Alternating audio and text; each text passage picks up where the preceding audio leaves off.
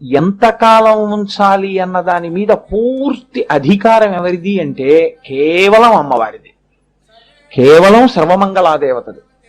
ఆవిడ అనుగ్రహం కాని ఉందో, ఆవిడ్ని కాని ఆడది స్మరిస్తూ ఉన్నదో, తెల్లవారి లేవగానే అమ్మవారి పూజలో భార్య నిమగ్నమై ఉందనుకోండి, నిద్ర లేస్తూనే మంగళసూత్రాలని కళ్ళకద్దుకుంటారు. అందుకే సర్వమంగళ మాంగళ్యే శివే సర్వార్థ సాధికే శరణ్యే త్రయంబకే దేవి నారాయణి నమోస్తుతే అని లేస్తారు. మంగళసూత్రాలు కళ్ళకద్దుకుని ఆడది నిద్ర లేస్తే అమ్మవారు అనుకుంటుందిట, గండకాలం వచ్చింది ఈవిడ భర్తకి, ఇవాల్టి రోజున అతను శరీరాన్ని విడిచిపెట్టవలసినటువంటి క్షణం వచ్చేసింది. పిచ్చిదానికి తెలియదు. లేచి మంగళసూత్రాల కళ్ళకద్దుకుని రేపు కూడా ఇలా ఉండాలని అనుకుంటాను. నన్ను నమ్మింది, అందుకని మంగళసూత్రాలని కళ్ళకద్దుకుంటోంది. ఆనాడు పీటల మీదకి వచ్చే ముందు నన్ను ఆరాధన చేసి వచ్చింది. ఇప్పటికీ ఆవిడ కోరుకునేది నన్నే నమ్మి భర్త ఉండాలని కోరుతోందని. ఆవిడ ఏం చేస్తుందంటే, ఇప్పుడే నేను కారులో వస్తుంటే ఉమామహేశ్వర స్తవం వినపడింది, శంకరాచార్య కృతం. మోహన్ రావు కారులో నమ శివాభ్యాం అశుభాపహాభ్యాం. ఆ తల్లికున్న గొప్ప శక్తి ఏమిటంటే అమంగళాన్ని తీసేసి భర్త యొక్క గండాన్ని తప్పించేసి దాన్ని ఒక చిన్న ప్రమాదంగా మారుస్తుంది. అంటే దానివల్ల అతని యొక్క జీవనంలో ఏమి భంగపాటు రాదు, కానీ ఒక ప్రమాదం మాత్రం జరుగుతుంది. ఇది ఇంకొకలా జరిగి ఉంటే అని మీరు ఆలోచన చేసినప్పుడు ఆయన శరీరం విడిచిపెట్టి ఉండేవాడు అని మీకు అర్థం. ఇదే మధ్యలోకి వచ్చి అమ్మవారు నిలబడ్డామంటారు. ఇది ఆడది చేసి పీటల మీదకి వస్తుంది.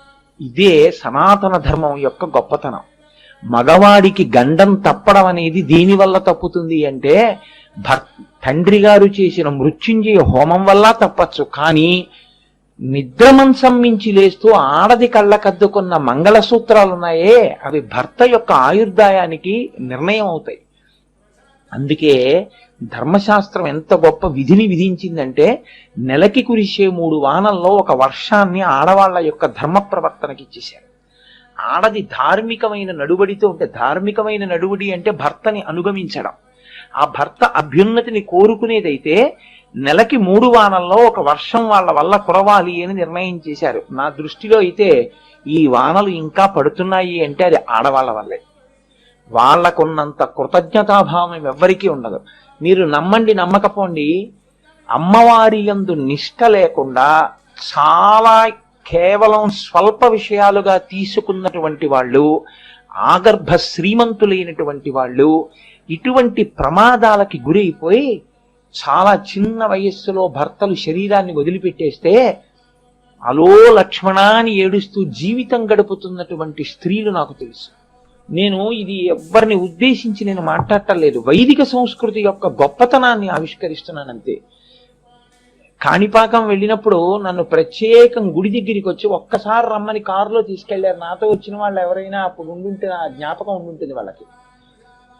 మీరు ఉన్నట్టున్నారు, అచ్చయశాస్త్రి గారు ఏదో పెద్ద బృందంతోనే వెళ్ళానప్పుడు నన్ను ఒక కుటుంబం ప్రత్యేకం తీసుకెళ్ళిన తర్వాత ఒక అమ్మాయిని తీసుకొచ్చి వాళ్ళు ఏడిచారు నా దగ్గర. ఆ పిల్లకి పెళ్లి చేసి కొడుకు పుట్టినటువంటి కొద్ది కాలానికి వెళ్ళిపోయాడు భర్త. ఈ గండాన్ని తప్పించే శక్తి ఎవరి చేతిలో ఉంటుందో తెలుసా అండి? భార్య చేతిలో ఉంటుంది. ఆమెకి అందుకే 2 ప్రధాన లక్షణాలు ఉంటాయి వివాహంలో.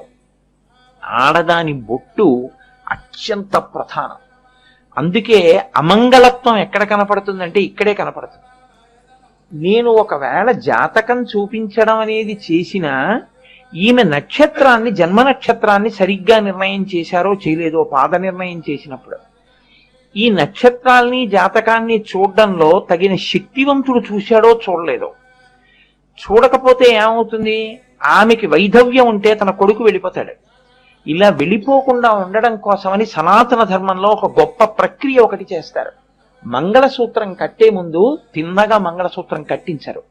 ఎందుకంటే మాంగళ్యం తంతునానేనా మమ జీవన హేతునా అంటాడు, నేను ఉన్నానని గుర్తు. ఈ మాట అనే ముందు వరుడితో ఒక పని చేయిస్తారు. పక్కన కూర్చోపెట్టి దర్భతోటి అభిమంత్రణ చేసి ఒక మంత్రం చెప్తారు. ఆ సమయంలో నేను నీ నొసటన వ్రాయపడినటువంటి దౌర్భాగ్యమును తుడిచివేయుచున్నాను.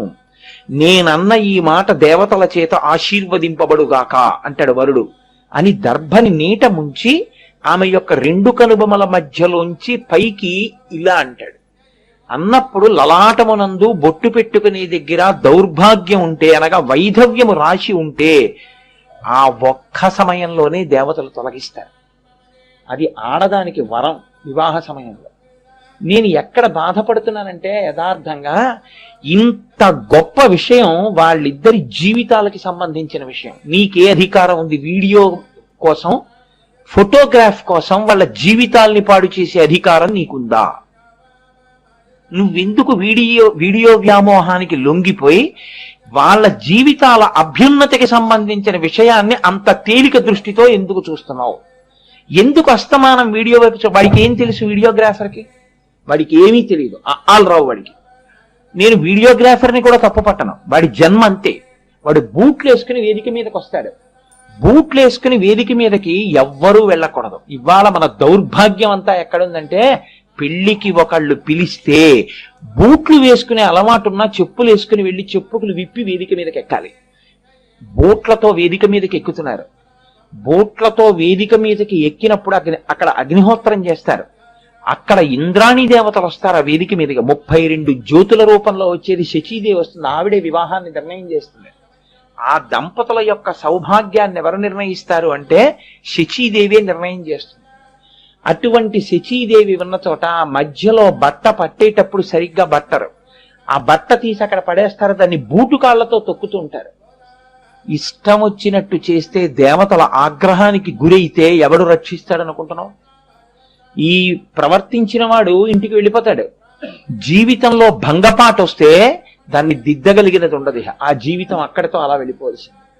ఎందుకు లేనిపోని ఇబ్బందులు తెచ్చుకోవడం?